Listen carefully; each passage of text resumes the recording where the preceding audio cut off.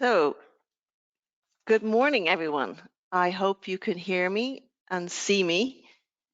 Um,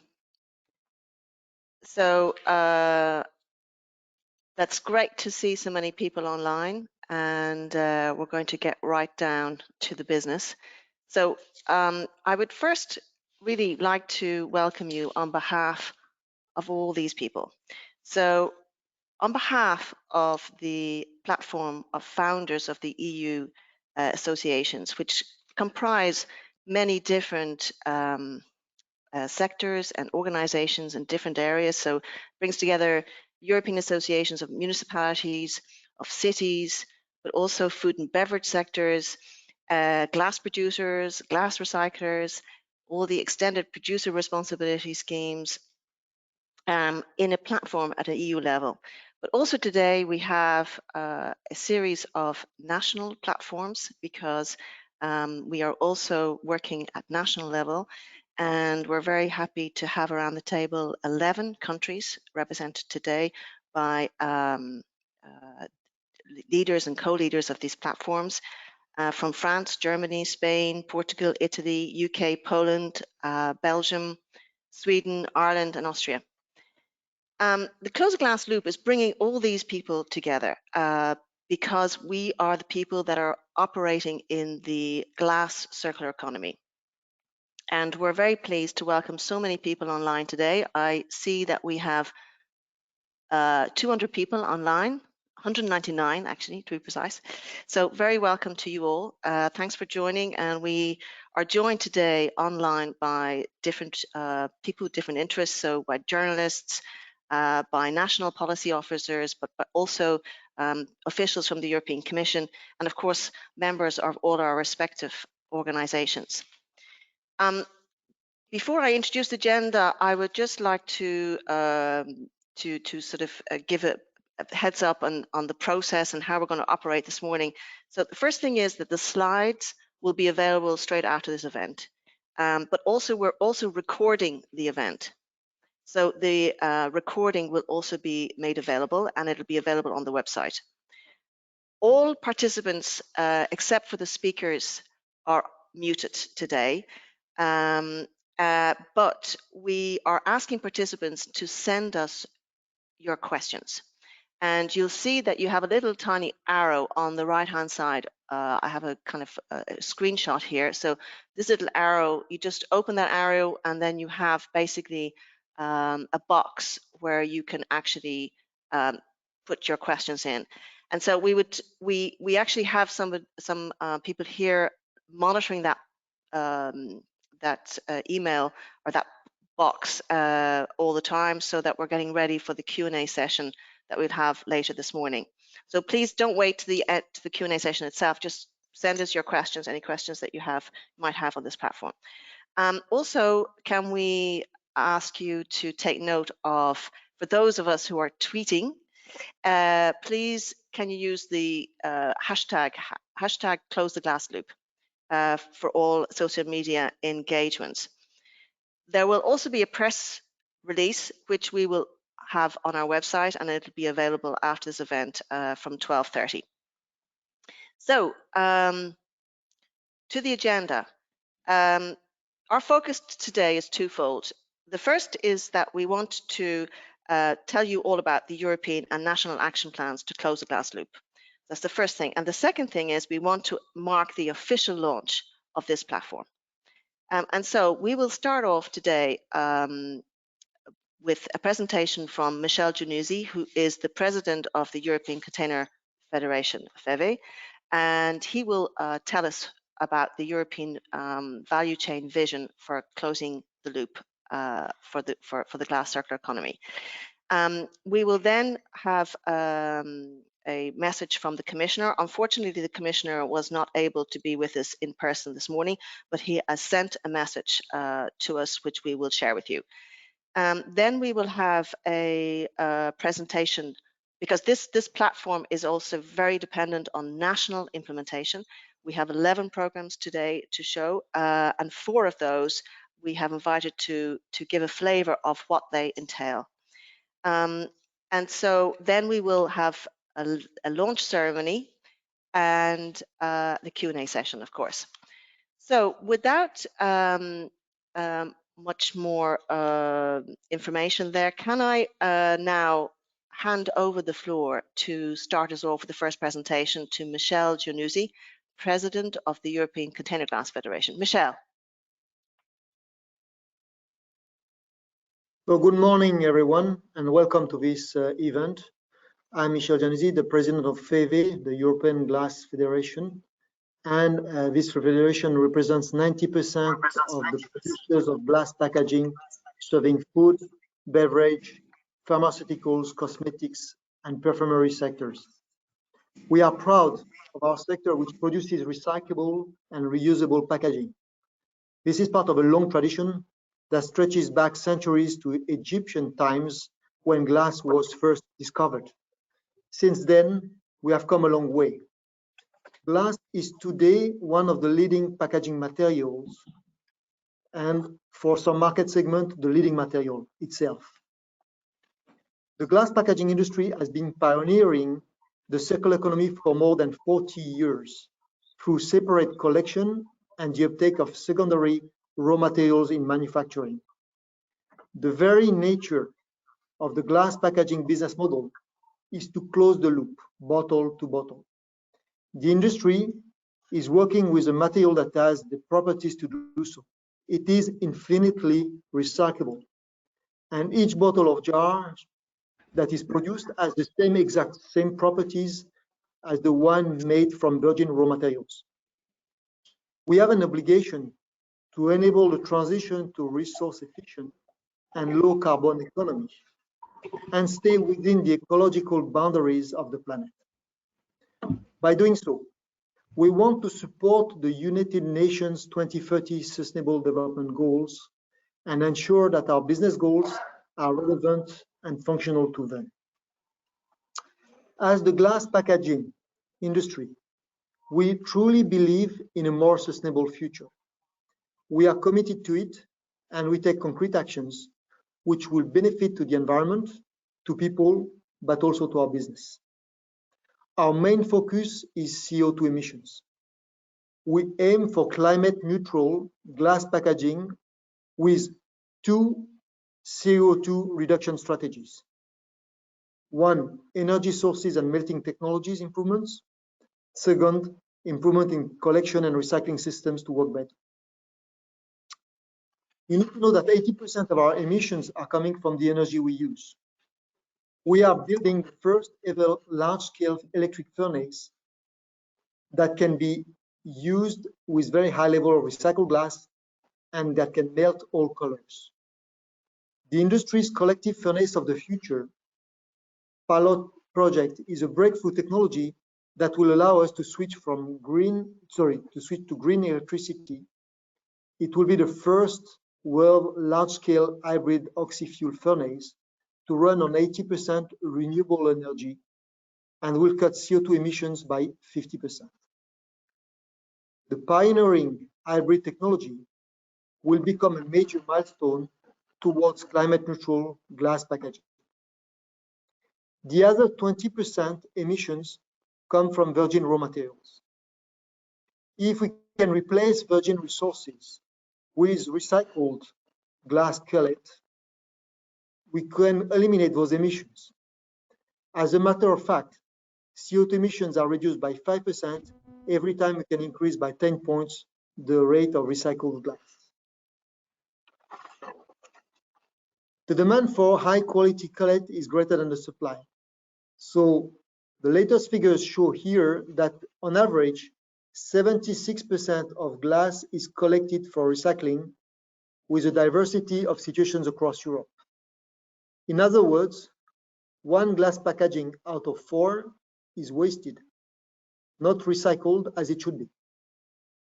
The revised Packaging and Packaging Waste Directive is a major step forward, increasing recycling targets for glass packaging to 70% by 2025 and 75% by 2030. Most importantly, new EU targets now measure the actual recycling of packaging materials, not just collection rates.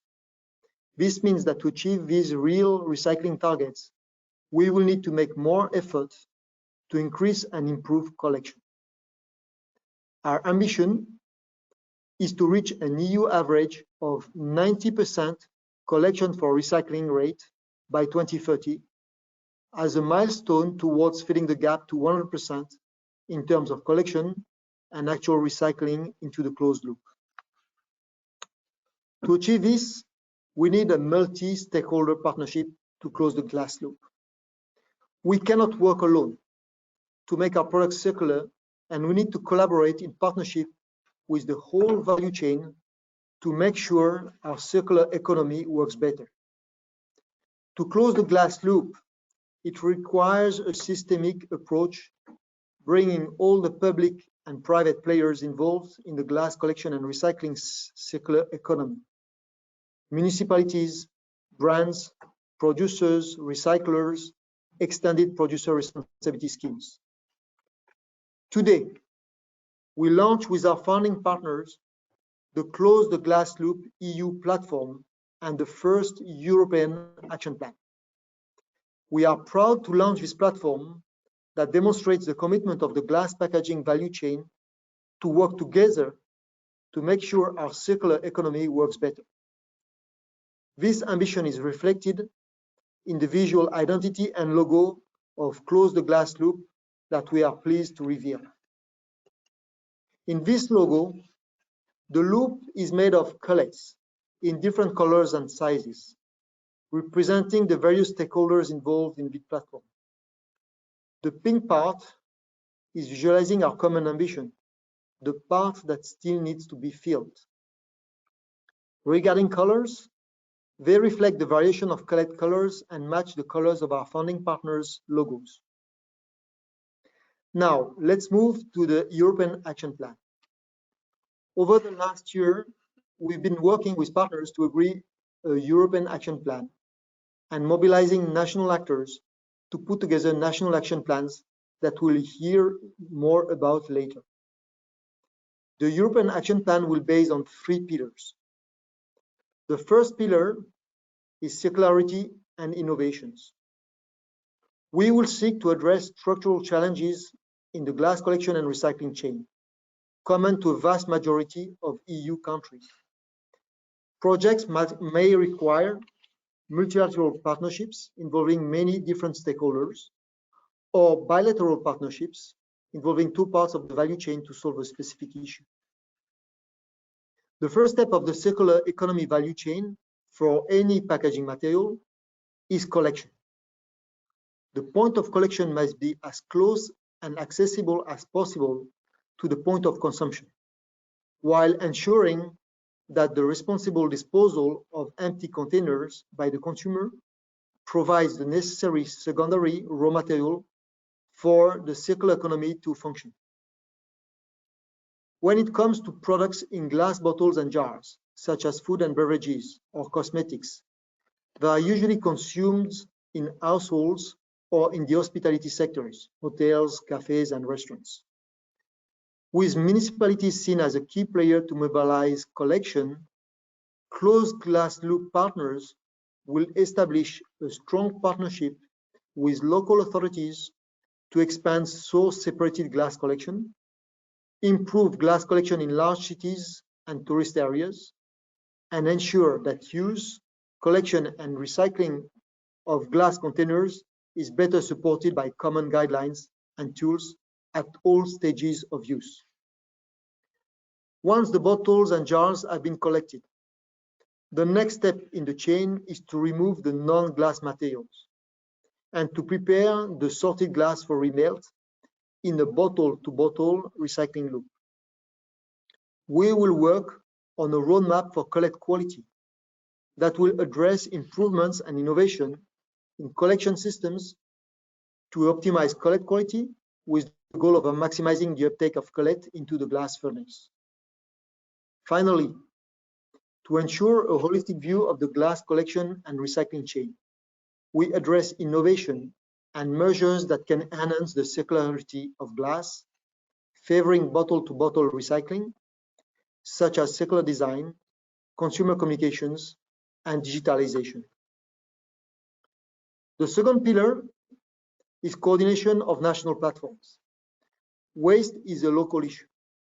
The mobilization of national platforms and national action plans will be essential to trigger the necessary actions to increase glass collection and recycling in each EU member state, while respecting and reflecting local, regional, and national practices, policies, and contexts. Close the Glass Loop is a very decentralized program. The European platform will coordinate, support, and mobilize national platforms across Europe that unite partners at national level to address the goal of achieving 90% collection for recycling by 2030. All European level activities will need to be made relevant for actions on national, regional, and local levels. The European platform will also promote exchange of information and best practices between national platforms. The third pillar is about communication and awareness raising. We will promote best practices that improve glass collection and recycling at each EU member state level. To conclude, the level of engagement in Close the Glass Loop to date lays promising grounds for success, and we look forward to cooperating with all partners. Let's work together to close the glass loop. Thank you.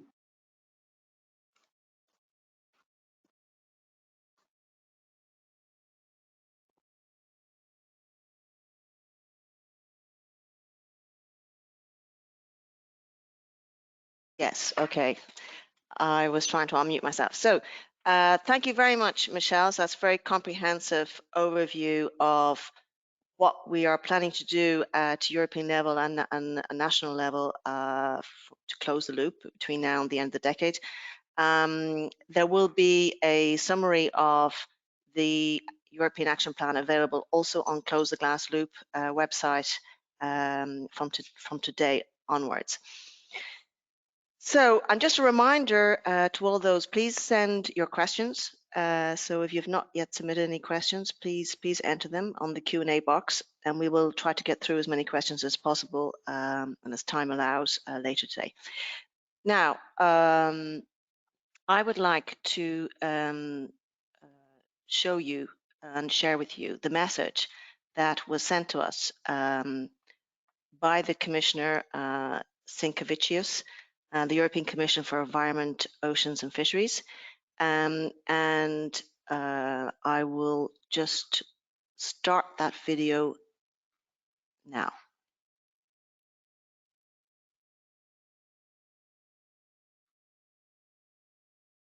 Ladies and gentlemen, it's always a pleasure to welcome a good idea. It's especially important at the moment as we look to emerge from the crisis. Europe will recover. We will build back, but we need to build back better. We need to build stronger, more inclusive, more resilient, and we need to build more circular. The circular economy is our best economic defense. It protects you from supply shocks, it lowers carbon emissions, and it means less pollution.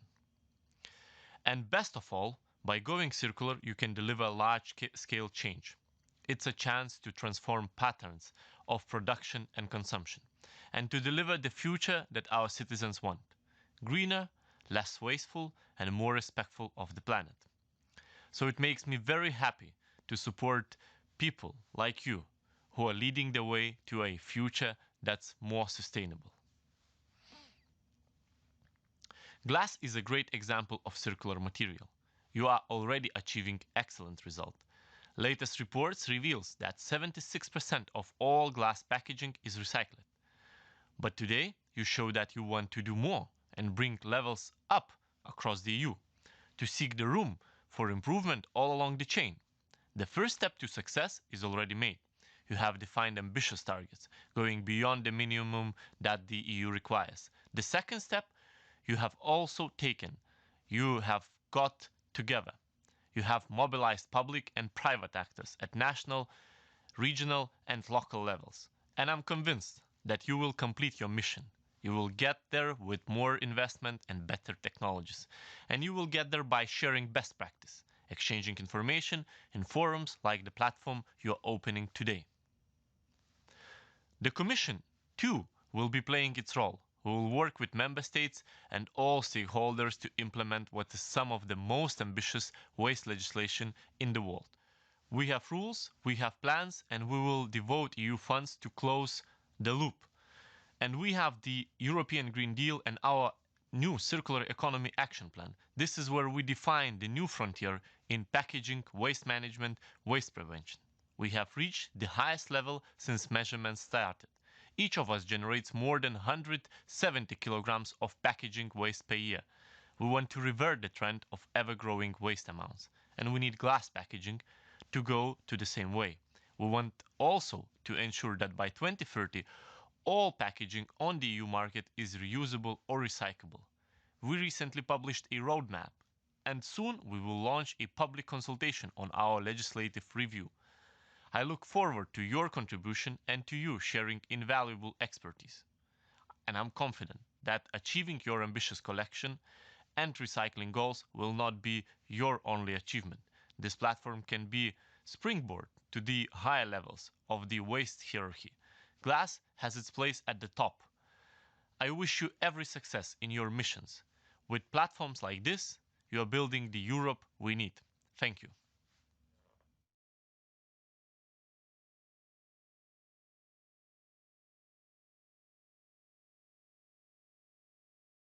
So, thank you, Commissioner Sinkevičius. Very nice, encouraging message for glass as an example of the circular economy, and welcoming the fact that the value chain is coming together to do more to close the loop. Now, what I would like to do now is introduce the four examples we have today of what the national action plans look like across Europe. Today we have 11 national action plans, and 4 of these we'd like to just share with you. So, and please don't forget to use the hashtag #CloseTheGlassLoop for social media engagement. So maybe Harold, if you can get ready, I'd like to start with Harold Hoka, who's Managing Director of Austria Glass Recycling and ARA Plus, to take us through the action plan to close the glass loop in Austria.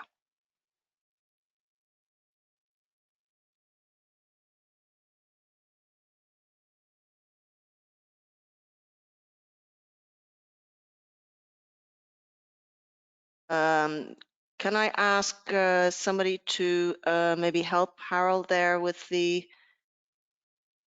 his microphone?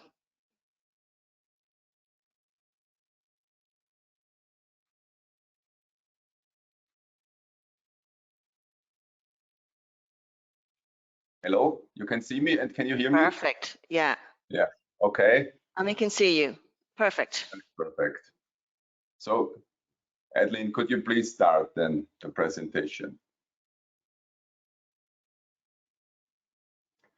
So first of all, thank you very much for the invitation. Good morning to all of you. It's a pleasure to be here today and to talk about the Austrian glass recycling system. I'm talking about Austria Glass Recycling, which is a subsidiary of ARA, and ARA is the leading producer responsibility organization in Austria. And Adeline, please, let's move to the next slide. I tried just to divide in hard facts and in soft facts. And on this slide, I just give you the idea about some figures of the Austrian glass recycling system or of Austria Glass Recycling. So in total, we collect more than 260,000 tons. This is around about 28.5 kilogram per capita. We are like ARA, a non-profit company, and in Austria Glass Recycling, we are 8 employees. We have a quite sophisticated logistical concept. It's from road to rail, where we reduce the carbon footprint compared to conventional models by 51% in the last year. And in the second row, 90% of the cullets are recycled in Austria. and we have a recycling rate of more than 80%. So by law, we have to fix 80%. I think the last official figure was 86 or 87%. So we are already far above this 80%. We deal with 2,095 municipalities in Austria. We have 33 logistical partners, and we have 92 recycling trucks and 68,000 glass containers in Austria. So that's roundabout the key figures so that they have an idea about the size and numbers in Austria.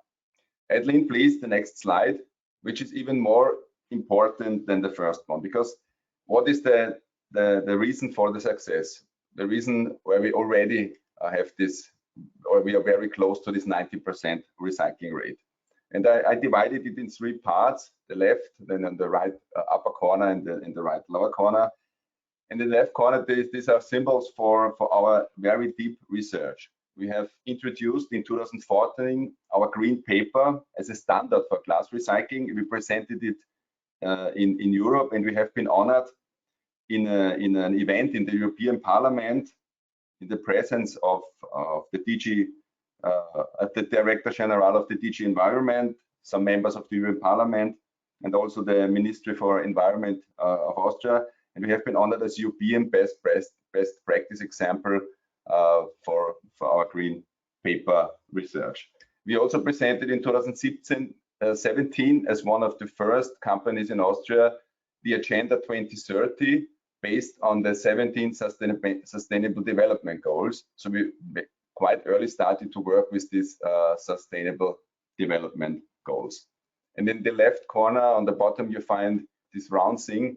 This is our sustainability navigator, where we brought together the SDGs, the CSR rules, and the EMAS rules, the Eco Management and Audit Scheme, in one gear, which is also used today by universities.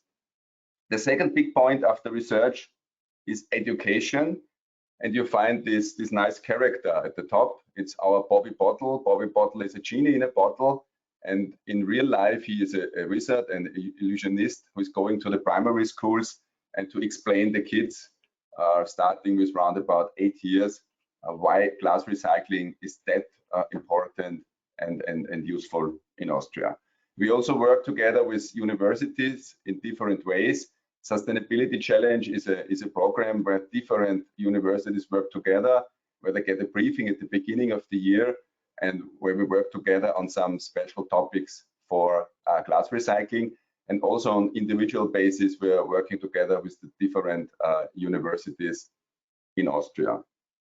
And the third very, very important point is the stakeholder management. According to EMAS, which I already mentioned, we really work very, very closely with all our stakeholders, municipalities, our logistical partners, with the consumers. So this is, from our point of view, only extremely important to really focus on all stakeholders and always to explain how important this is to do this glass recycling. So let's go to the next slide. Here are some main challenges, actions. I think they are quite similar. We have currently now here in Austria a heavy plastic discussion based on the Single-Use Plastic Directive. So where we are currently discussing on a deposit return system for one-way PET, and also, of course, for higher rates for the returnable multi-way systems for glass. The circular economy package recycling targets are already achieved by far. So for 2020, the target is 60%, for 2025, 70%, for 2030, 75%. So as I mentioned, we are far above the 80%. And a challenge is more to keep the consumers motivated, not to confuse them, to really hold them in the loop, and to always convince them that they should not stop with the collection. We are on a very high rate, and sometimes we also recognize that consumers think it's not that important because we are so successful anyway. So they can stop, but we really do a lot on information to keep the consumers motivated. Stakeholder management, already mentioned it, and our networks, we really have to further service the dialogue. We have to offer to support and to fix the challenges, the different demands of the different stakeholders, the dialogue with the obliged industry. So these are all quite heavy challenges. And one challenge and action is the digitalization, where we further foster the research and development. So you find here an icon of a communicating container. This is to really further optimize our route planning to decrease greenhouse gases even more.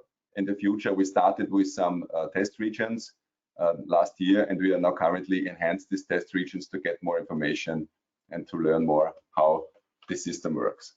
So this is roughly the Austrian system, soft and the hard facts and the main challenges.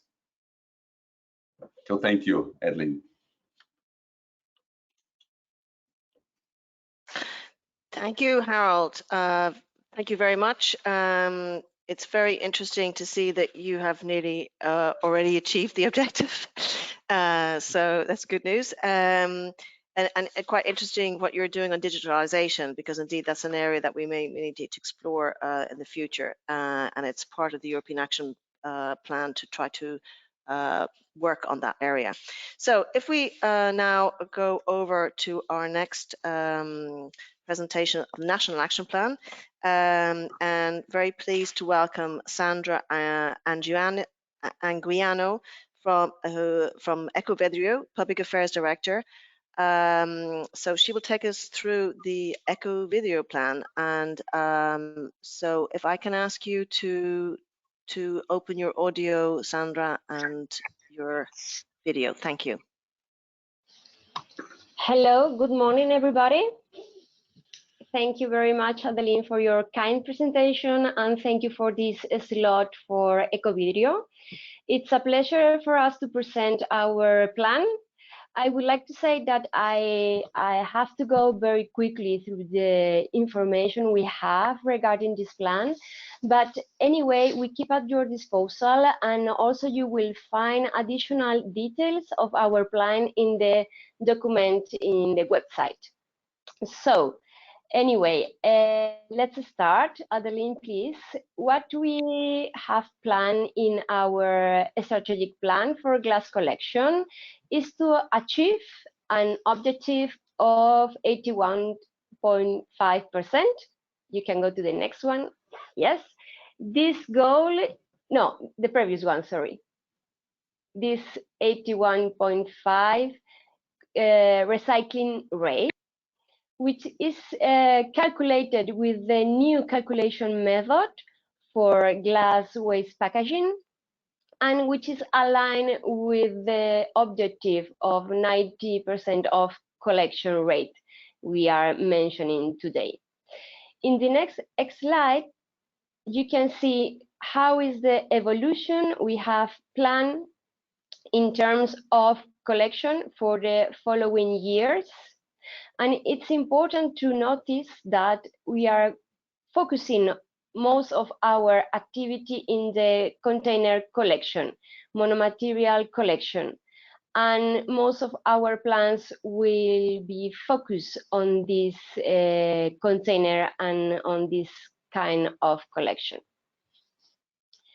Next point in next slide is an important fact, which is that this is not the plan only from EFBW, from our EPR system. What we are looking for is to have the support from all the actors from the recycling chain. That means that once we have designed our plan, we will see different actions planned later. What we are doing is presenting, of course, this plan to packagers.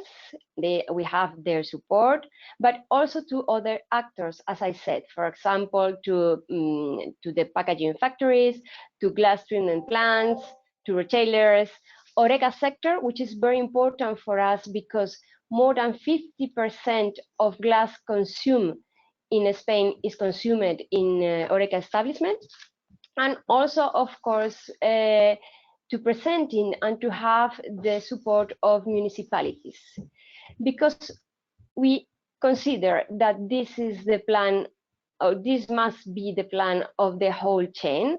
And what we are looking for is later on presenting to the ministry in order to show our compromise in terms of recycling rate and in terms of collection.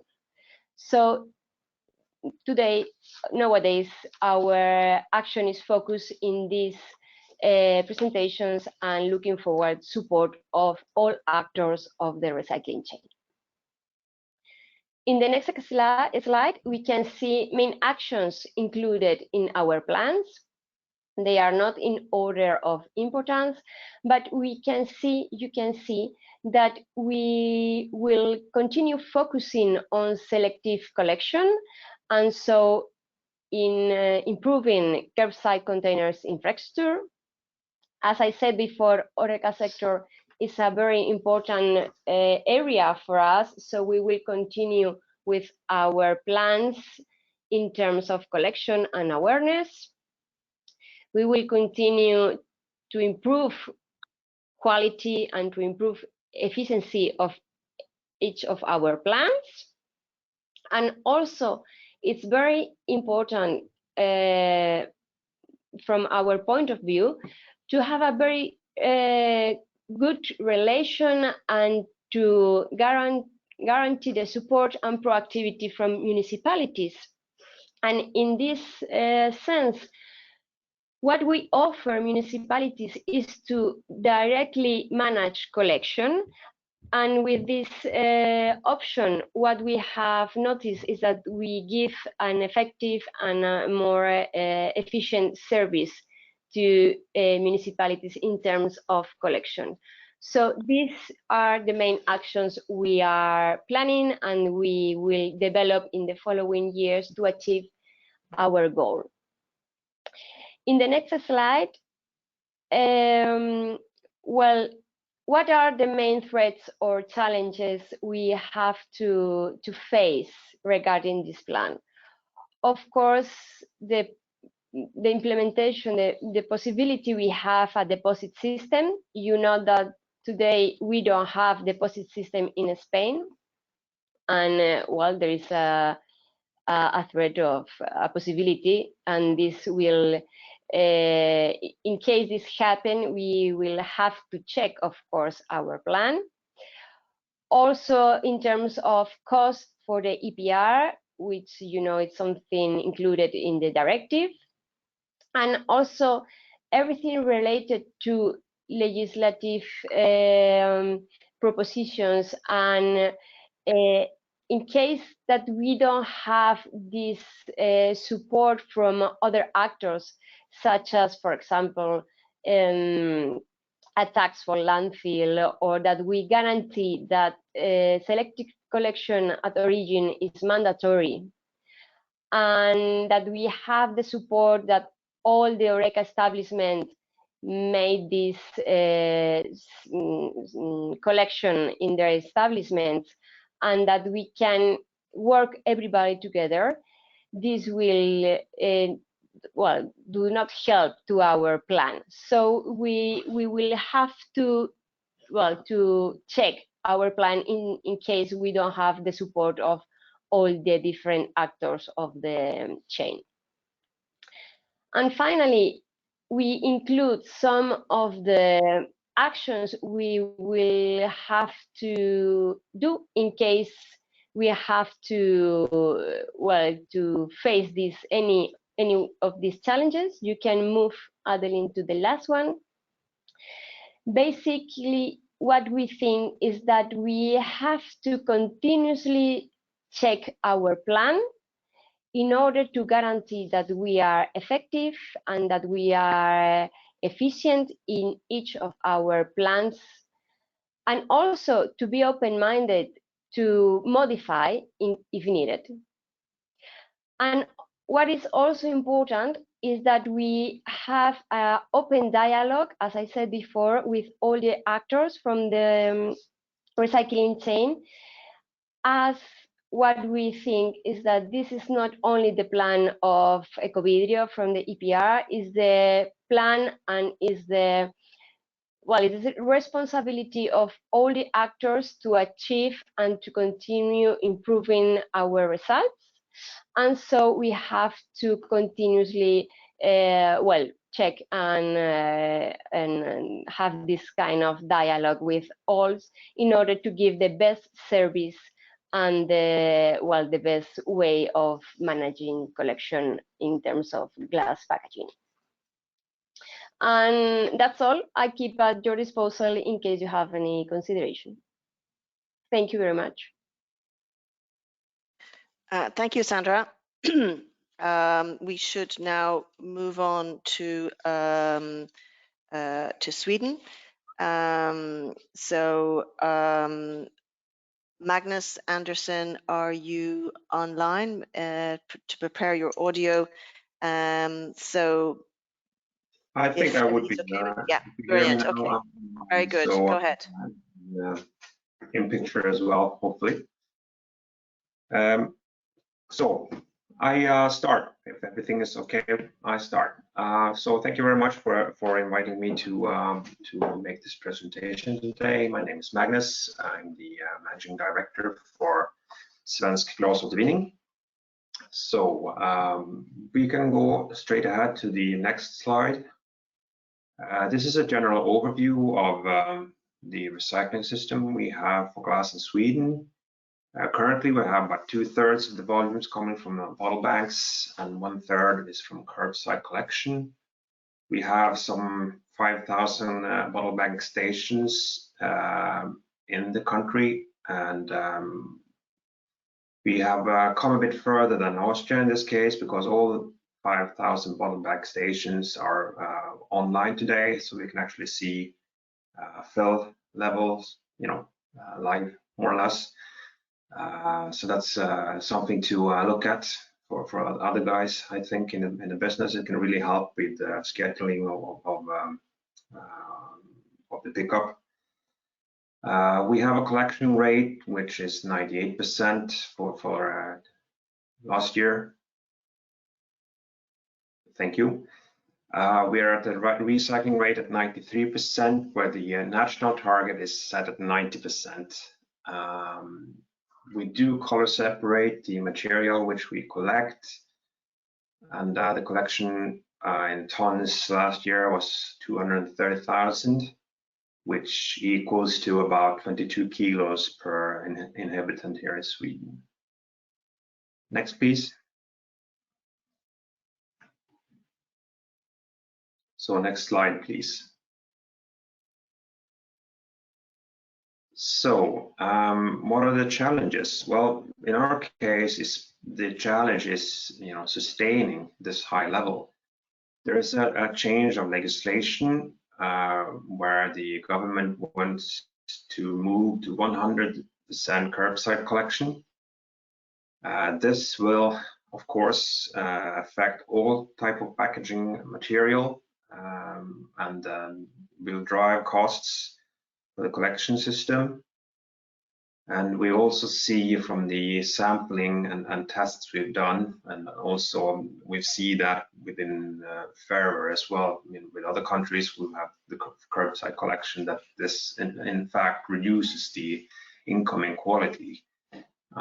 So again, our challenges are more how to meet this new demand to make sure that we sustain the high levels of collection and recycling. Next slide, please. The mission we have is basically to, as a company, to collect container glass in Sweden and to recycle it in a sustainable, effective, and competitive manner. So this goes back to what I just said. Since the system will change the material or the look of the material, we will need to change with it. So that's part of our future here as well. Next slide, please.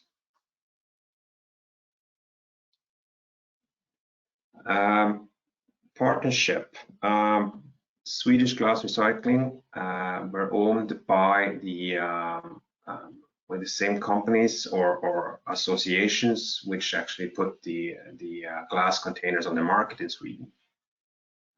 So we have 5 owners, each owning 20%.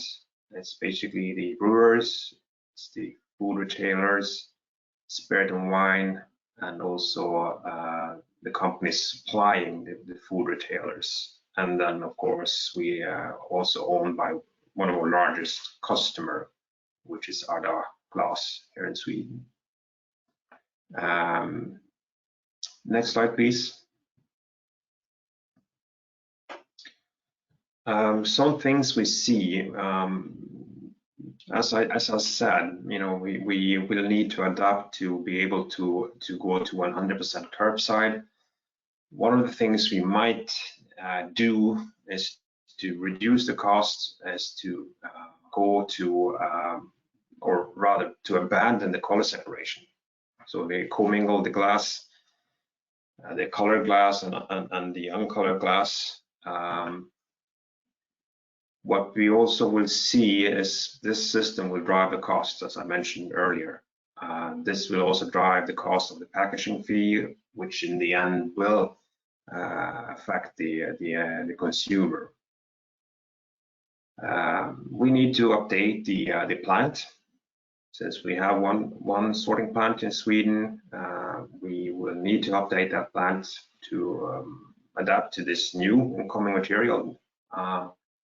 And the increase in impurities we see is actually plastic, paper, stones, ceramics, and porcelain. And this is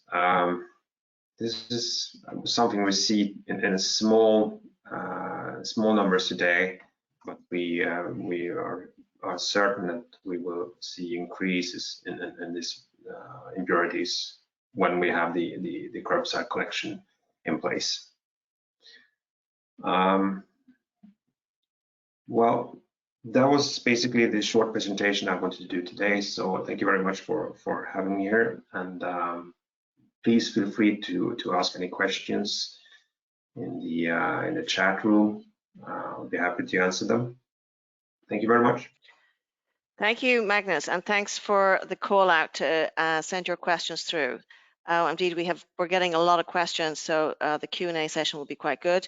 I am keeping an eye on time, so don't worry, those of you who might be worried about the time. We will have plenty of time for the Q&A. Okay, the threat in Sweden is the change to a new collection system that will have an impact on the quality, and so that's going to be a big challenge to try and make sure that we not only collect more but also get better quality from the collection. Now, if I can pass over to Jean Ornin, General Director of CITEO, who is going to tell us about the French platform VERVER 100% Solution. Jean, are you able to unmute yourself? Yes. Can you hear me, Adeline? Yes, yes. Your absolutely. French accent is very good. Oh yeah, thank you. Merci beaucoup. Okay. Thank you, and thank you for your invitation. So I'm Jean Ornin, I'm Director General of CITEO, which is the professional producer responsibility organization in France, and a member of PROSPA, which I represent today, which is a European organization.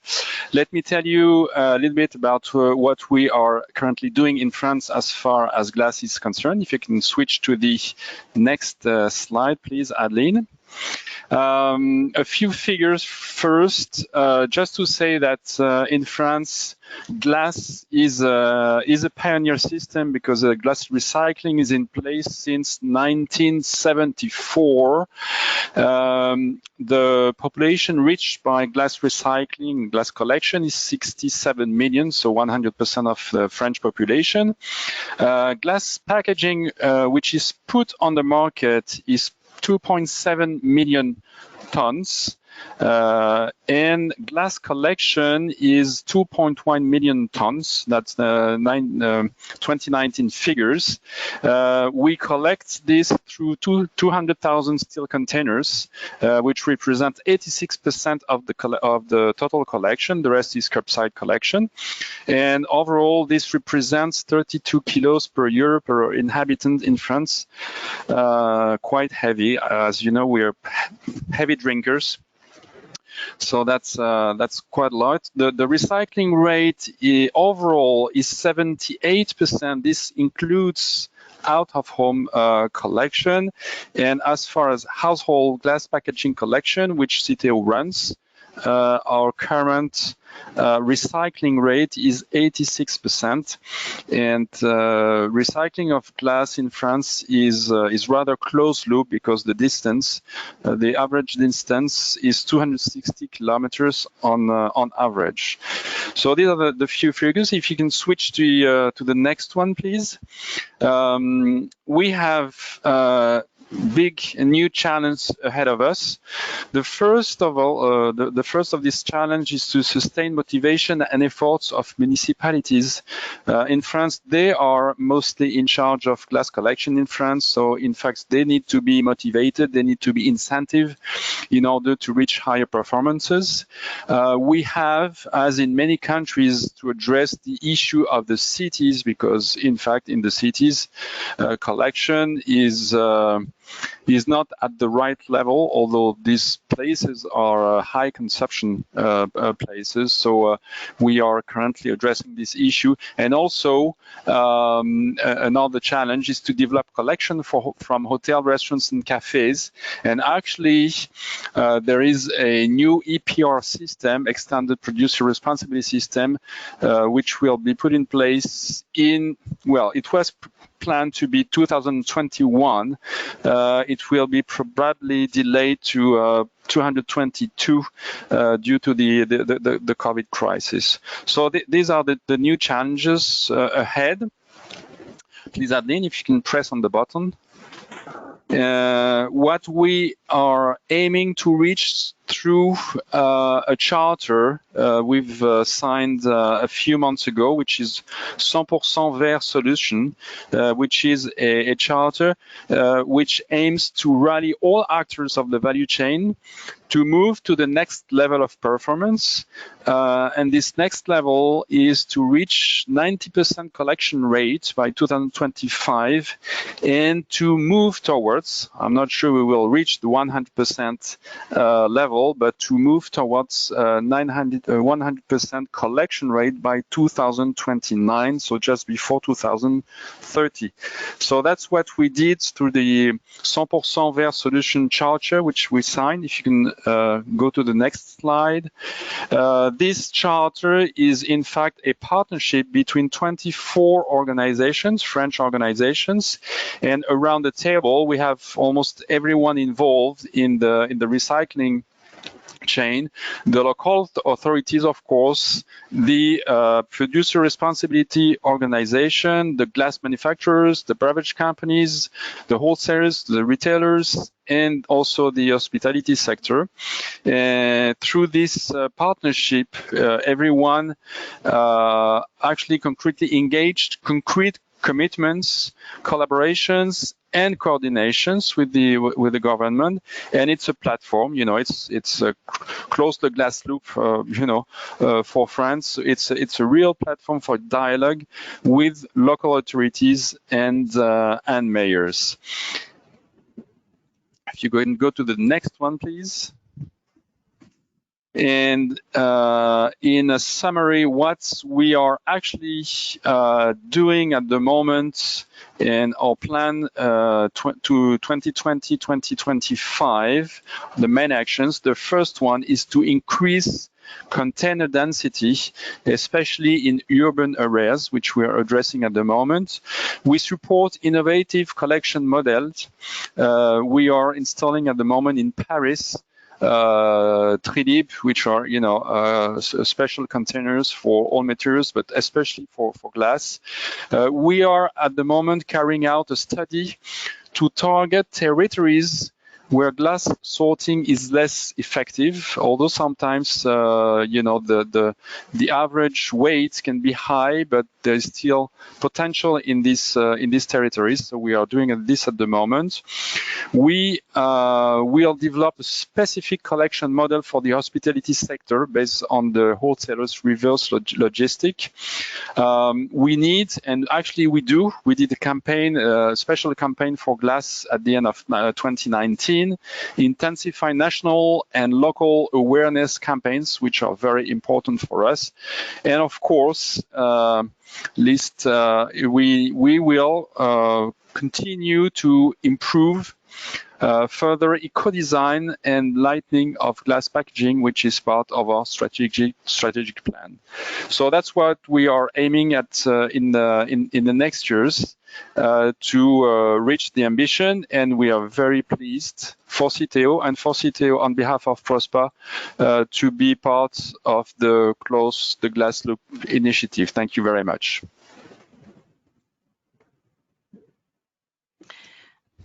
Jean, thank you very, very much. It's very interesting. I see you get an idea on just looking at those 4 national action plans that there's very diverse approaches across the different countries, and there is indeed no one size fits all. So now I'm very pleased to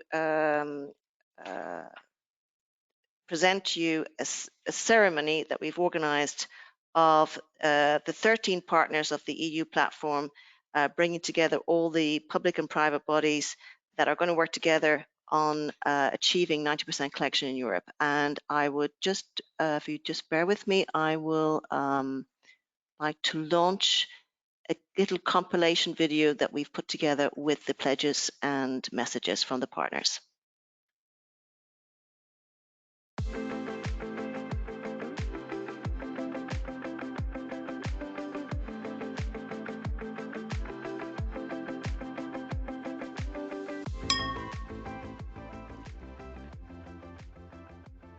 On behalf of FEVE, the Federation of the European Glass Packaging Producers, we are really happy to start this journey to collect 90% of all glass packaging that's put on the market by 2030. Glass recycling saves energy, resources and CO2, and also avoids littering and landfilling. We are really looking forward to working with all our partners to close the loop and to deliver on the glass circular economy. Wine and glass, it's a long-standing winning combination. With 90% of our wines packed in glass bottles, it is only natural for our sector to be part and support the Close the Glass Loop initiative. It is for the benefit of our sector, our wine consumers and the environment. The members of FERVER, the European Federation of Glass Recyclers, are eager to accept more selectively collected glass to provide more furnace-ready cullet to the glass industry. FERVER will work together with all the partners of this project to make sure the quantity and the quality of glass collection increase, and to make sure the recycled content in new glass packaging increases further due to a higher usage of all available recycled glass streams.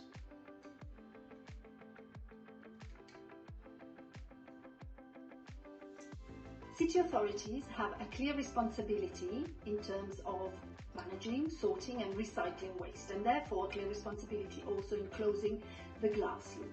Now, if we really want a fully fledged circular economy, what we need to do now is to make sure that we turn used glass into glass packaging, right?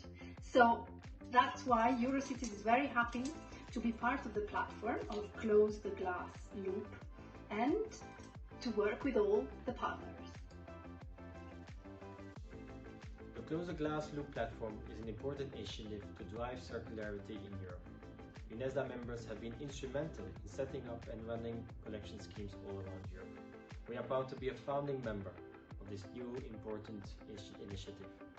Recycled glass delivers a more resource-efficient production process and more sustainable glass packaging solutions for software companies.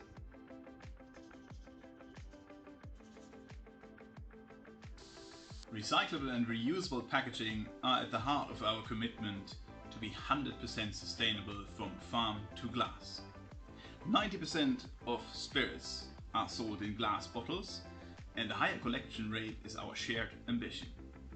We are very pleased to be on board of the Close the Glass Loop journey.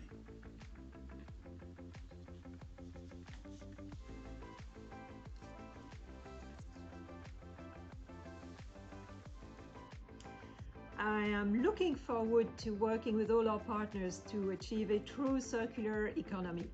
Natural mineral and spring water producers protect vast areas of land around their sources, and then they carefully package them in fully recyclable materials so that they retain their pristine qualities. Glass is an important component of our members' offer, especially in the HoReCa sector. We are very excited to be joining the Close the Glass Loop platform so that every bottle gets a second life. There is a diversity of packaging materials used in the fruit juice industry, including glass containers. They all have one common goal: to secure and protect the quality and nutritional value of the juices, for consumers to enjoy every day a very nutritious, healthy glass of fruit juice. Fruit juices are natural agricultural products, and we support preserving nature and sustainable agricultural production. So we are proud as European fruit juices industry to support the Close the Glass Loop platform pledge to achieve the 90% collection target.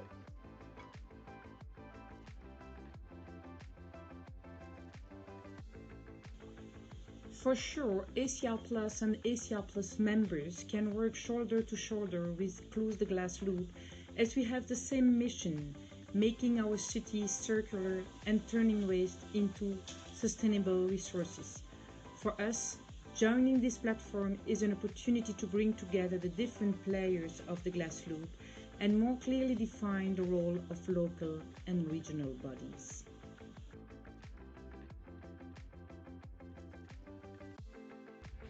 We in EXPRA, the Extended Producer Responsibility Alliance, are very happy to be part of this new platform, Close the Glass Loop. Only if all actors within the glass life cycle work closely together, we can maximize collection and recycling. And Close the Glass Loop provides this excellent opportunity, and all EXPRA members promise to engage as much as possible. Let's get our journey started.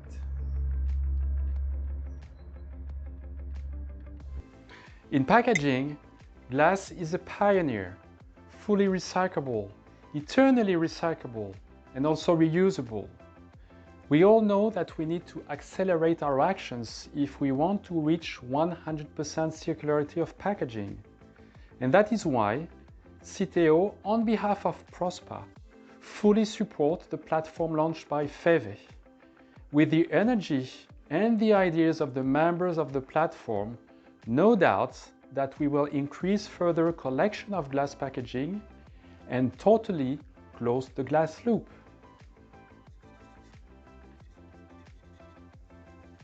Well, that was quite a journey.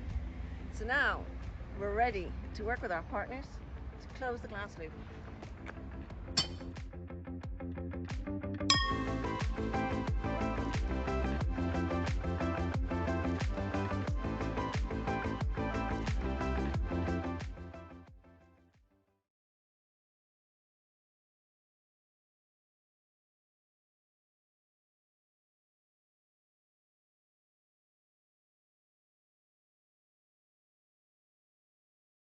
Hello, we're back again. So I believe that we've had a number of technical issues with that video, and so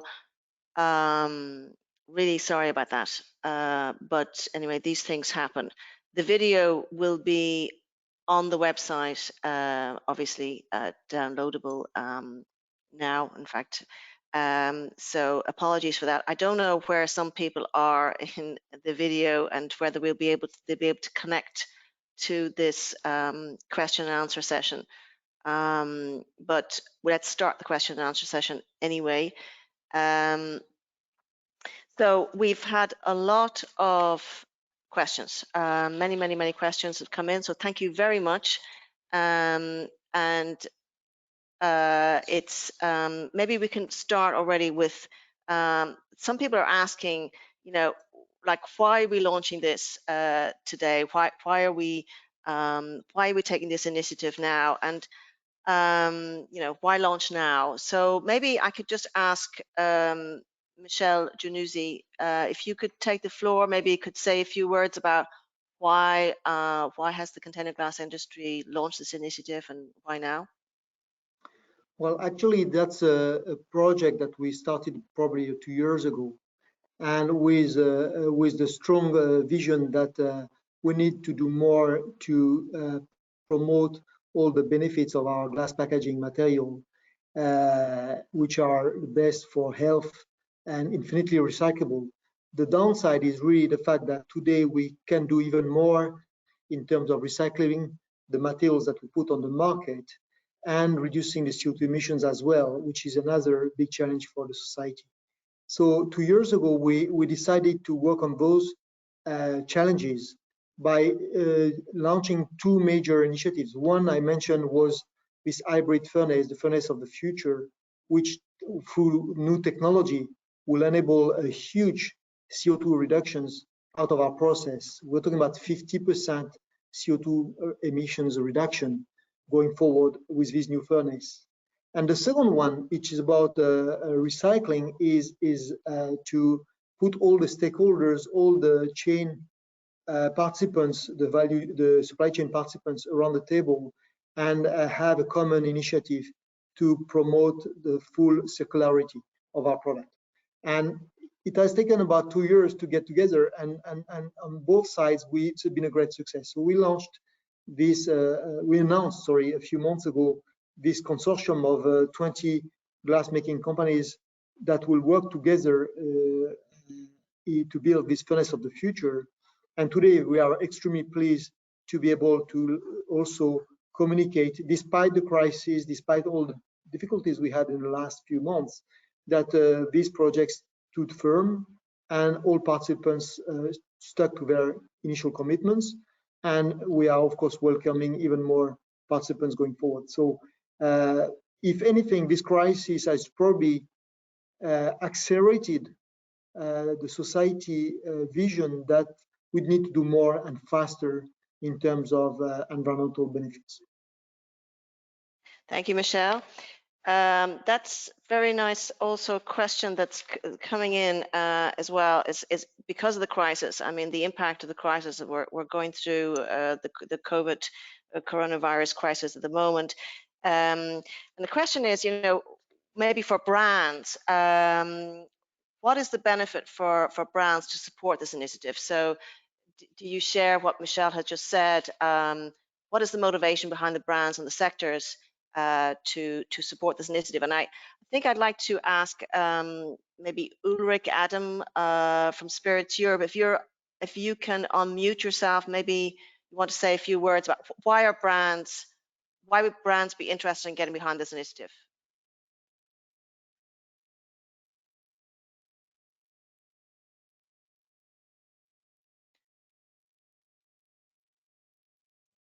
So if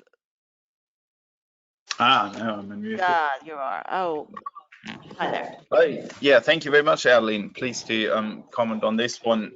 There's a clear benefit for brands to support this initiative, and for instance, in our sector, in the spirits sector, many of our larger producers have taken far-reaching commitments to help achieve the UN Sustainable Development Goals. In the platform that we've launched today, there will be a mechanism that will be still put in place with founding partners to allow corporate members to directly associate themselves with the work. And this could take the shape of a sort of pledge or commitment. So there could be a direct involvement mechanism for brands, and whenever a company makes such a pledge or sets such an ambition, it will be possible for them to directly contribute to the platform's work and give visibility to these commitments in the work of this platform.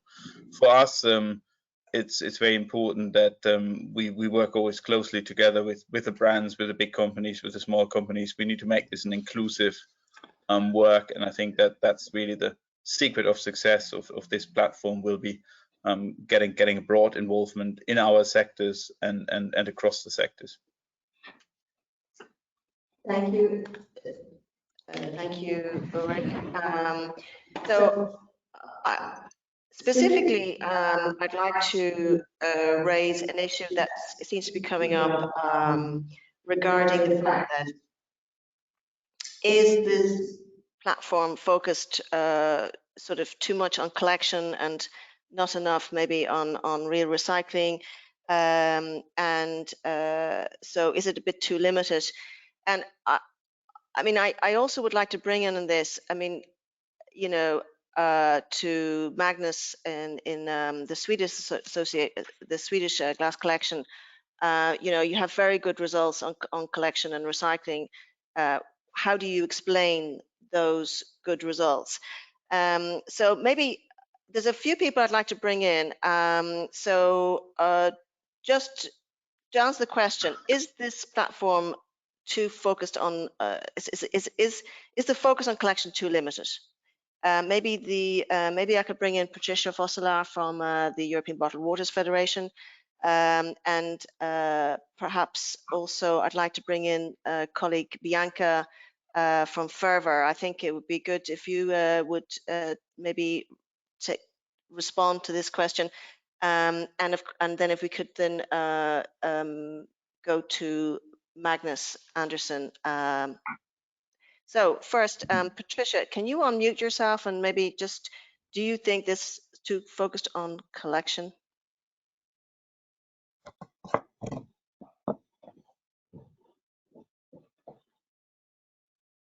I think if we want to deliver a circular economy for packaging, collection is first and must condition. And when we discuss about collection, it's not only about quantity, of course, but it's also about delivering high quality recycled for glass, also called pellet. Why is this? This is because we want to achieve the kind of circular economy which allows us to use the recycled material bottle. So bottle-to-bottle recycling also implies high quality. So both the elements are critically important. And then, of course, achieving the goal of the closed-the-loop platform will require a collaboration between all the partners once collection is achieved. This is that we will need to gear our efforts towards ensuring high quality recycling in closed loop, rather than seeing this recycled material end up in lower end applications such as aggregates. So we're really excited to be one of the partners collaborating to meet that goal. Thanks, Patricia. Bianca, are you online from FERVER, the Glass Recyclers Association? Can you take the floor? Yes, of course. Great. For FERVER, we see opportunities to further increase the recycled content in new bottles. Of course, is increasing the collection, and of course not only the quantity but especially also the quality of collection is an important condition to increase this recycled content in new bottles. But I think it's also very important that as FEVE members work together with all glass producers to see how we can get more glass, good glass, out of the glass waste, which also helps to increase the recycled content in glass bottles. And I think all our members are working very closely with their customers to increase that. and to see how we can get more good glass out of this glass waste. And that's, I think, a very important objective for the future. Thank you, Bianca. Maybe over to Magnus. How is it possible that you've really good collection and recycling rates in Sweden, and how do you explain that you have such good results? Well, first of all, we've been doing this on an industrial base since the mid-80s, and I would say this is probably in the Swedes' DNA that you should collect and recycle glass. I mean, that's a very good help for us. We've also been very good to be close to the customer, with the bottle bank system, and we've been trying to optimize costs and logistics around actually picking up the material. And also we've been, since day one, we've been delivering glass to the glass producers. So we've been having a very good, I'd say, cooperation with the different glass suppliers to make sure we have the right quality, that we have a effective production unit to make sure we get a high quality cullet back to the glass industry.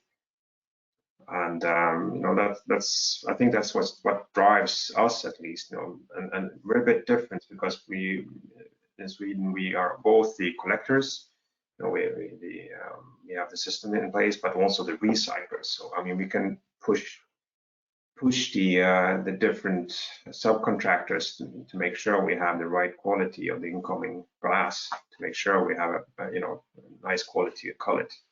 So I think that's key for us. Right. Yeah. Thank you, Magnus. There's a lot of questions on waste prevention, and I think I'd like to maybe open the floor to a couple of people to maybe say a few words on that. Does this platform go far enough in waste prevention? Will it play a role in waste prevention? And so I don't know whether we have Gunther Langer on the line from Eurocities. He's also from the city of Munich, vice chair of the Eurocities working group on waste. I'd like to invite you to say a few words about that, and maybe also to go to one of the beverage sector associations, perhaps Nicholas Hodak from UNESDA, if you would maybe say a few words about that. So yes, Gunther, are you online?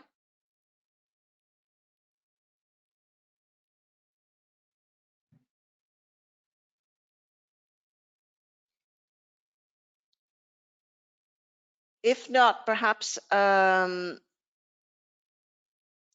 Nicholas Hodak, could you start us off, and maybe I can invite in Vanya Veras from Municipal Waste Europe. If you're online, it would be good to hear whether you think this platform is doing enough about waste prevention, and what your views are on that.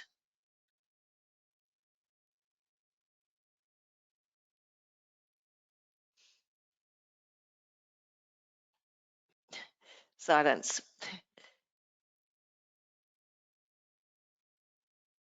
So I don't see who's online, who's muted or unmuted. So I guess if there's nobody taking the floor, then apparently, Nicholas, are you online?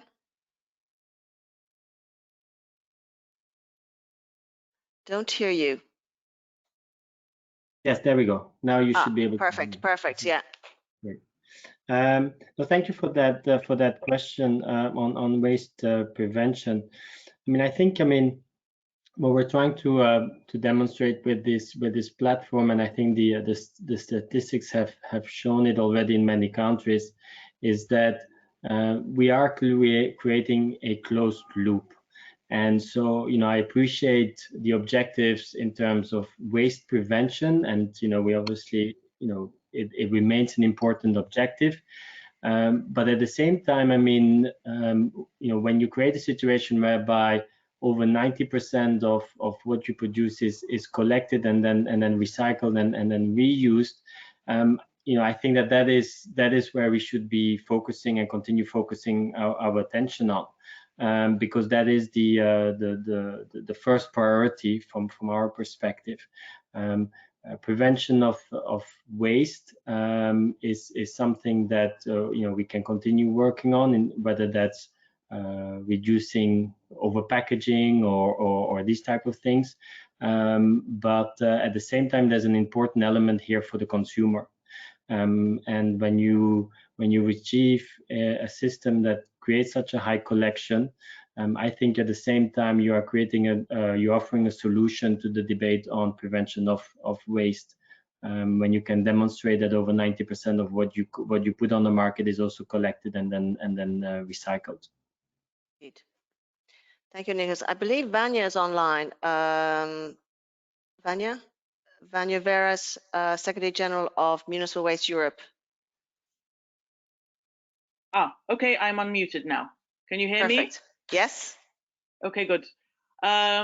So part of prevention as we see it or could be seen is glass packaging for reuse.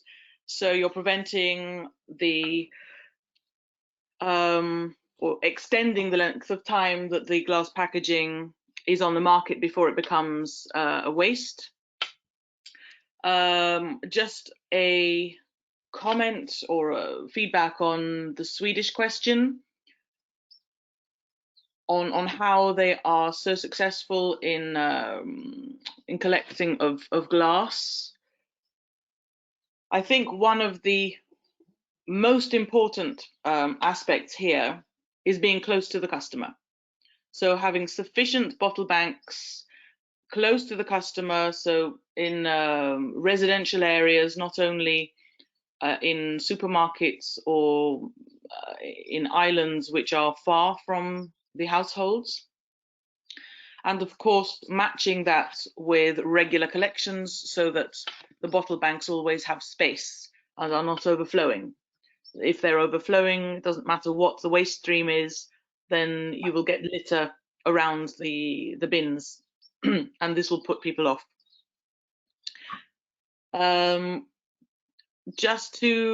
So in addition to separate collection via bottle banks or door to door, as the case may be, because there are some countries which include door to door as well. We also have the option, because of the glass material, and I'll be sending you further information on this, to recover glass from bottom ash after incineration, and this will increase the amount of glass available for recycling. There is experience of this in Austria, and I have a document that I can share with you, Adeline. So from me, that's all. Okay, thank you, Vanya. I think there's a lot to say about this, and I know I'd like to bring in ACR Plus, but I'm conscious that it's 12:33. And maybe you're hungry and you want to have your lunch. I don't know, but we're gonna. I mean, this is going to be a long conversation, and we will have plenty of times to discuss this. So I would like to wind up and thank you to all the partners, all the attendants on today's call. I really appreciate you being on the line, and really you have a call for action is to join the platform. Join the platform at European level, at national level. We want to hear from you. If you want to know how to get involved, we would invite bilateral discussions with you, tell you a bit more about how it works. And I would like to invite all the participants to visit the unveiling of the Close the Glass Loop .eu website that has just been launched and published, I think, in the last hour or so. So all the information should be there. The press release should be there. The contacts to all the partners, both national level and European level, will be on the press release and available on the website. So if you want to have follow-up questions, please, the website should be a very good resource. So thank you very much. Thank you to all the team here at FEVE to make sure this has been a successful sort of conclusion to many months and even years of work on this. Thank you to the partners, and hopefully see you back next year where we can give you a brief on a detail on the results of the first year. Thank you very much. Thank you. Bye. Bye. Bye. Bye-bye.